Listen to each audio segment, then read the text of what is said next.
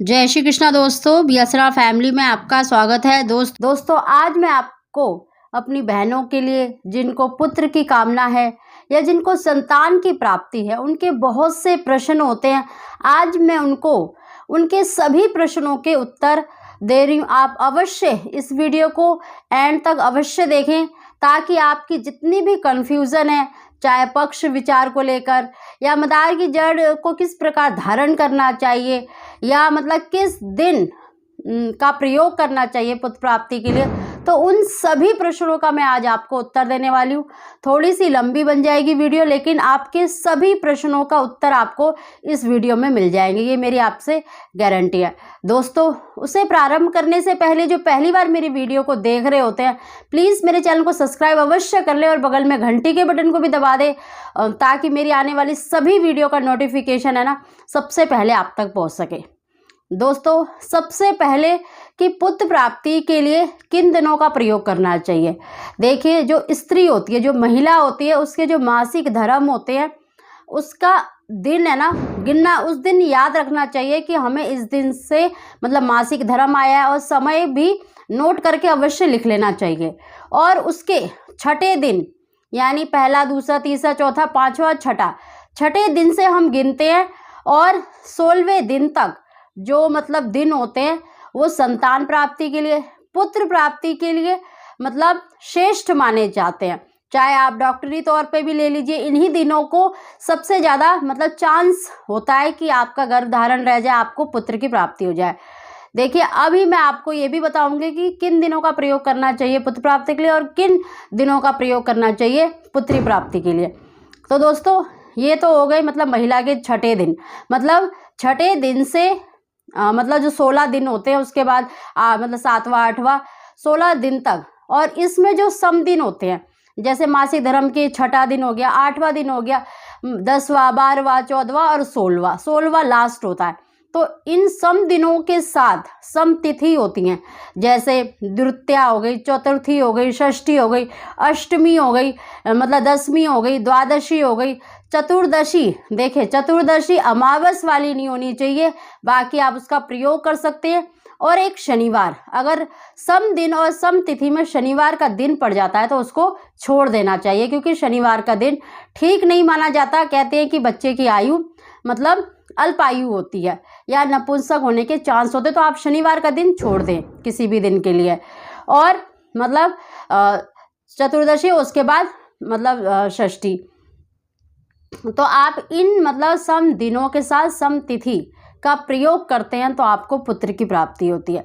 अगर आप सिर्फ संतान की कामना रखते हैं तो आप मतलब छठे दिन से 7वां 8वां पूरे 16 दिन तक का मतलब प्रयोग कर सकते हैं। उसमें आपको, अगर आप विषम तिथि का प्रयोग करते हैं, जैसे मतलब 7वां 9वां 11वां दिन, 13वां दिन, 15वां दिन तो और 17वां दिन, तो आपको पुत्री की मतलब प्राप्ति होती है। तो आप ऐसे सम दिन का प्रयोग और सम तिथि के साथ करेंगे तो पुत्री की प्राप्ति होती है, और विषम दिनों का प्रयोग करते हैं तो पुत्री की प्राप्ति होती है। तो इस चीज़ का जरूर ध्यान रखें। और देखिए, मदार की जड़ का किस प्रकार प्रयोग करना होता है। देखिए, मदार की जड़ जिसे आक कहते हैं, कई आंकड़े कहते हैं, तो उसकी छोटी सी जड़ आपको शुक्रवार के दिन लानी होती है, और लाने से पहले प्रार्थना अवश्य करनी होती है कि हे मदार, हम आपकी इस कामना के लिए मदार की जड़ ले रहे हैं। उनसे प्रार्थना कर ले, परमिशन लेनी चाहिए, धूप दीप जल अर्पित करके उसके बाद आप जड़ ले सकते हैं। और इसको बांधा जाता है शुक्ल पक्ष के शुक्रवार में, या रवि पुष्य योग या गुरु पुष्य योग में इसको धारण करना चाहिए शुभ मुहूर्त पर। तो इस चीज़ का जरूर ध्यान रखें। और इसके अलावा होता है पक्ष, कि अगर कृष्ण पक्ष में करेंगे तो पुत्री होगी, और शुक्ल पक्ष में होती है तो मतलब लड़का होता है। तो ऐसा कुछ नहीं है। देखिए, पक्ष का कोई विचार नहीं होता। ऐसा नहीं है कि भाई आप मतलब कृष्ण पक्ष का यूज करेंगे तो आपको मतलब लड़की होगी। देखिए, अगर आप पक्ष के विचार में पढ़ेंगे तो ऐसा नहीं होता कि जो कृष्ण पक्ष में होते हैं तो मतलब लड़के नहीं होते। देखिए, लड़के कृष्ण पक्ष में भी होते हैं, और विषम मेन होता है जो सम दिन और सम तिथि का प्रयोग। आपको इस चीज़ का ध्यान रखना है। पक्ष का कोई विचार नहीं होता, ये सिर्फ वहम है। मतलब अलग अलग आप वीडियो देखते हैं और वहम में पड़ जाते हैं, तो पक्ष का कोई विचार नहीं होता। जो स्त्री होती है, जो महिला होती है, उसके पास सिर्फ 16 दिन होते हैं मासिक धर्म के, अगर वो सम दिनों का छठे दिन से मतलब 16वें दिन तक सम दिन का और सम तिथि का प्रयोग करती है तो पुत्र की, और विषम दिन और विषम तिथि का प्रयोग करती है तो पुत्री की प्राप्ति होती है। बस ये 16 दिन को आपको ध्यान रखना है। और ये दिन कभी भी कृष्ण पक्ष में भी पड़ सकते हैं, मतलब शुक्ल पक्ष में भी, क्योंकि देखिए मासिक धर्म का कोई वो तो है नहीं कि भी शुक्ल पक्ष में ही आए। देखिए ये तो कभी भी आ सकता है, तो इस वहम में मत पड़िए आप, चाहे कोई कितना भी कुछ भी कह ले, ये सब फिजूल की बातें हैं। बस आप इस चीज़ का ध्यान रखें। और देखिए शिवलिंगी के बीज का प्रयोग किस प्रकार करना है। देखिए शिवलिंगी के बीज का प्रयोग के साथ आपको लेना होता है लक्ष्मणा बूटी, पुत्र जीवक, नाग केसर, और इनके साथ आप अपनी इच्छा अनुसार मिश्री मिलाकर बराबर मात्रा में मिश्री बनाकर पाउडर बना लें और उसको एक डब्बे में रख लें। और उसको छठे दिन से, मासिक धर्म के छठे दिन से आप 3 महीने तक ले सकती हैं, नहीं तो 40 दिन तो लेती रहें। क्योंकि अगर आप मतलब शिवलिंगी के बीज का प्रयोग करती हैं तो आपको मतलब पुत्र की कामना के लिए करती हैं तो आप बछड़े वाली गाय का दूध लें। लेकिन आपको सिर्फ संतान प्राप्ति के लिए चाहिए तो आप किसी भी गाय के दूध के साथ इसको सेवन कर सकते हैं। देखिए 40 दिन तो अवश्य लें, 40 दिन में ही इसका रिजल्ट आ जाता है वैसे तो। और आप किसी भी समय ले सकती हैं, आप चाहे तो 2 टाइम ले लें, अगर 2 टाइम लेती है तो आप 40 दिन तक लें, अगर आप एक समय लेना चाहती हैं तो आप 3 महीने तक ले सकती हैं।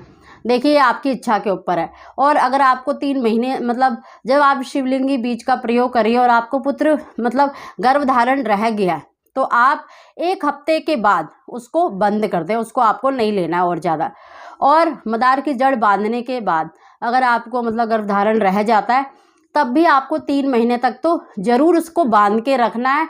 और जब 3 महीने हो जाए तो किसी भी बहते हुए पानी में आपको प्रार्थना करके, उनका शुक्रिया करके आपको बहते हुए पानी में उस मदार की जड़ को जो कपड़े में बांधी है आपने कमर में, उसको विसर्जित कर दें। इस चीज़ का आप ध्यान रखें दोस्तों। इसके अलावा भी अगर आपका कोई प्रश्न है, कोई मतलब दिक्कत है तो आप मुझे कमेंट करके भी पूछ सकते हैं।